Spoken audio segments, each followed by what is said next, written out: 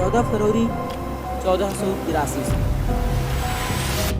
Uzbekistan का Fergana राज्य, जहाँ के शासक उमर शेख मिर्जा थे, उनके घर पे एक पुत्र का जन्म होता है।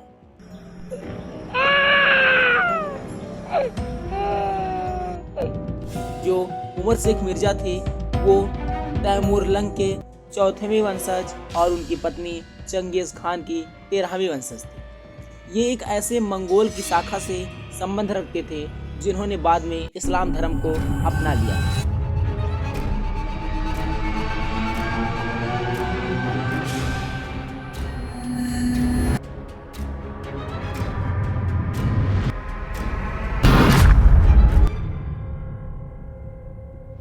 1404 में जब तैमूरलंग की मृत्यु हो गई तो उसके उत्तराधिकारी शाह मिर्जा के काल में उसका साम्राज्य छिन्न भिन्न हो गया और 4 राज्यों में विभक्त हो गया: उज़्बेक राज्य, सफवी राज्य, ऑटोमन साम्राज्य और मुगल राज्य। उज़्बेक राज्य की स्थापना दस्त एक किपचक, जो कि मंगोलों की एक शाखा थी, उसके सैवानी खान ने की। ये ट्रांस अक्सियाना क्षेत्र में फैला हुआ था। सफवी राज्य शाह इस्लाम के नेतृत्व में ईरान में सफवी राज्य की स्थापना की गई। सफवी कुर्दिस्तानी ईरानी थे। ये अजरी तुर्की भाषा बोलते थे तथा शिया एवं फारसी परंपरा का निर्वहन करते थे। ऑटोमन साम्राज्य पूर्वी यूरोप में फैला, यानी कि ईरान के पश्चिम में। मुगल राज्य, जिसकी स्थापना उमर शेख मिर्जा ने की थी, ये अक्सियाना के एक छोटे से भाग फरगना में फैला हुआ था। जो उमर शेख मिर्जा थे, उनका जो पुत्र हुआ था उसका नाम उन्होंने बाबर रखा।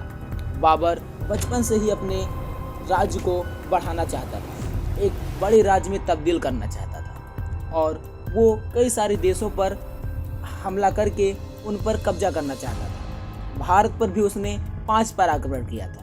उसको मौका मिला था आक्रमण करने का पहली बार जब पंजाब के सूबेदार दौलत खां लोधी और मेवाड़ के शासक राणा सांगा और आलम खान ने उसे भारत पर हमला करने के लिए निमंत्रण दिया था।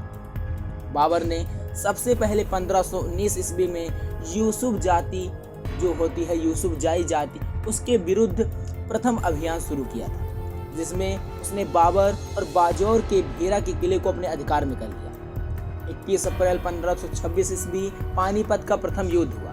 ये युद्ध इब्राहिम लोदी एवं बाबर के बीच में हुआ, जिसमें बाबर जीत गया।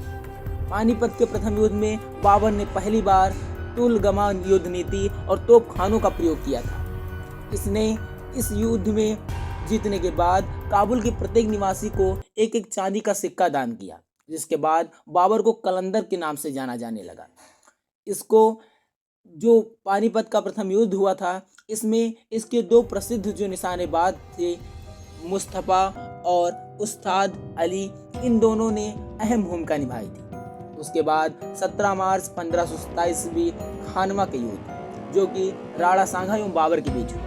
ये वही राणा सांगा जिन्होंने निमंत्रण दिया था बाबर को भारत में आक्रमण करने के लिए, उनके खिलाफ बाबर के द्वारा युद्ध किया गया। बाबर ने खानवा के युद्ध में जिहाद का नारा दिया और मुसलमानों पर लगने वाला जो व्यापारिक कर था उसको माफ कर दिया। यानी कि और सब लोग व्यापारिक कर देंगे, लेकिन मुसलमान व्यापारिक कर, जिसे तमगा के नाम से जाना जाता था, उससे उनको मुक्ति मिल गई।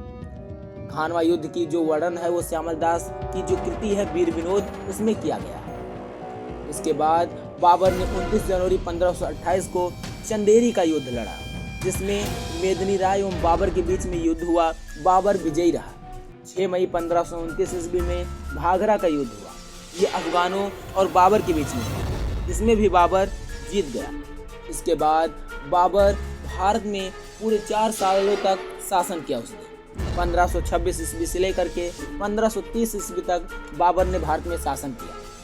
बाबर को मुंबई यान नामक पद्य शैली का जन्मदाता भी माना जाता है। बाबर प्रसिद्ध नक्शबंदी सूफी संत ख्वाजा उब्दुल्लाह अहरार का अनुयायी था। बाबर के 4 पुत्र थे: हुमायूं, कामरान, अक्सरी, हिंदाल। हुमायूं बाबर का उत्तराधिकारी बना। बाबर सड़कों को मापने के लिए गजे बाबरी का प्रयोग करता था। बाबर की मृत्यु 48 साल की आयु में 26 दिसंबर 1530 ईस्वी को आगरा में हो गई। उसके मृत्यु के बाद उसे नूर अफगान, जो कि आधुनिक आराम बाग, यानी कि अब हम आराम बाग के नाम से जिसे जानते हैं, उस बाग में दफना दिया गया। लेकिन बाद में इसके कब्र को काबुल ले जाकर के दोबारा दफनाया गया। बाबर ने अपनी आत्मकथा भी लिखी थी, जो कि तुर्की भाषा में लिखी थी, जिसे तुजके बाबरी कहा जाता है। हम इसको बाबरनामा के नाम से भी जानते हैं। इसका अनुवाद फारसी भाषा में बाद में किया गया। इसका अनुवाद अब्दुल रहीम खान खाना ने किया। तो इस प्रकार से ये थी जर्नी मुगल साम्राज्य की स्थापना की भारत, यानी कि बाबर जो मुगल साम्राज्य का पहला शासक था, उसने किस प्रकार से भारत में मुगल साम्राज्य को फैलाया, नींव रखी। ये थी उसकी कहानी। अगर आप पूरा और चाहते हैं कि इसके बारे में और विस्तार से बताया जाए तो कमेंट कीजिए। पूरा देखने के लिए धन्यवाद।